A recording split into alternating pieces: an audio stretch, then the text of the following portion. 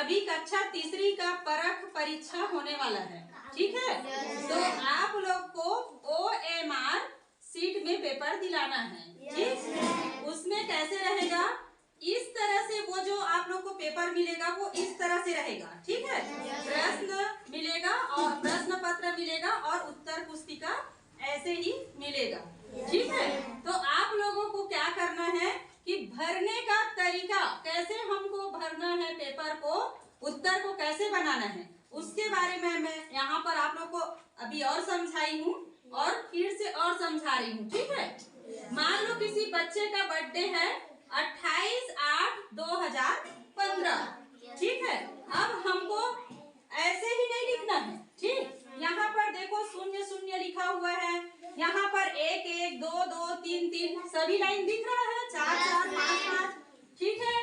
तो हमको क्या करना है बेटा, यहाँ पर 2 लिखा है ना, तो यहाँ पर क्या लिखना है, 2 में ही टिक लगाना है। ये देखो 2 में टिक लगा है नहीं, दिख रहा है।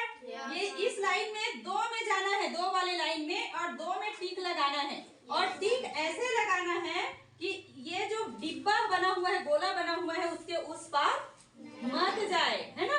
मतलब उसके अंदर में ही वो जो चिन्ह लगाओगे वो उसके अंदर में ही रहना चाहिए। अब देखो यहाँ पर 8 लिखा है, तो ये 0 में भी नहीं आएगा, 1 में नहीं आएगा, 2 में नहीं आएगा, 3 में नहीं आएगा, 4 में नहीं आएगा, 5 में भी नहीं आएगा, 6 में भी नहीं आएगा। सीधा किस में आएगा, ये टिक 8 में। 0 है तो ये 0 में लग गया, लगे ना।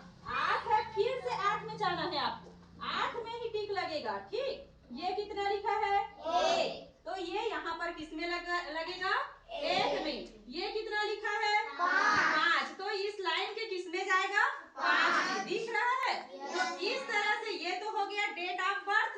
वैसे ही रोल नंबर को देखो, पहले 3 लिखा है, 3,17,650, इतना किसी बच्चे का रोल नंबर है ना। तो आप लोगों को क्या करना है, यहाँ पर 3 लिखा है तो किस में लगाओगे टिक, 3 में। 1 लिखा है तो किस में लगाओगे, 1 में। उस लाइन के 1 में लगाना है टिक को, गोला के अंदर, ठीक है।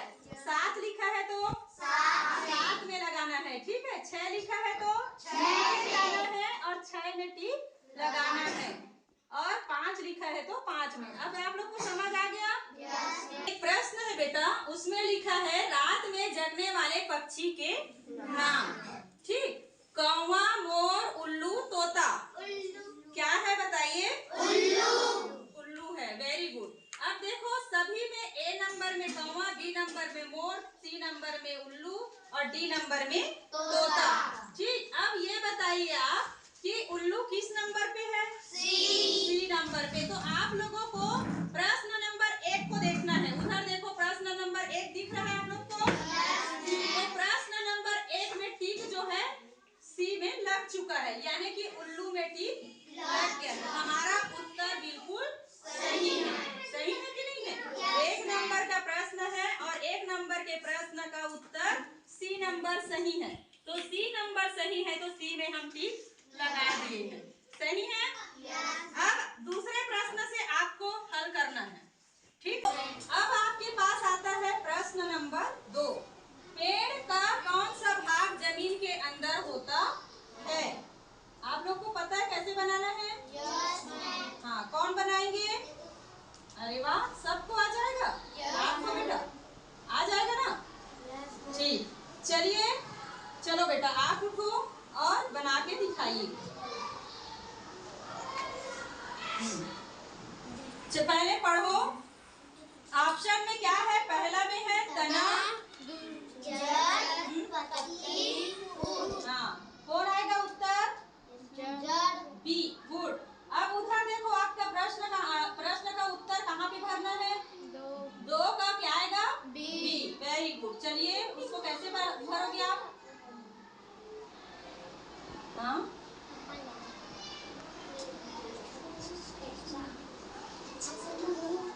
वेरी गुड, बहुत बढ़िया, ठीक। ऐसे भरना है कि वो जो टिक लगाओगे वो उस पार नहीं जाना चाहिए, ठीक। तीसरा प्रश्न है फलों का राजा है। आ जाइए, ताली बजाइए इसके लिए। फलों का राजा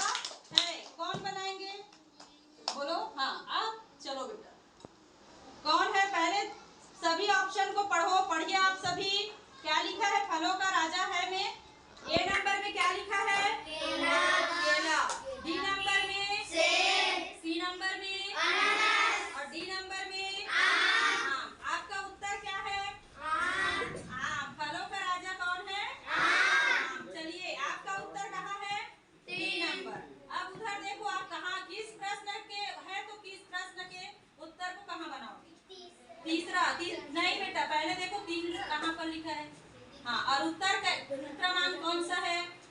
डी। कौन सा है? डी। चलिए अब डी कहाँ पर है उसमें गोला लगाइए।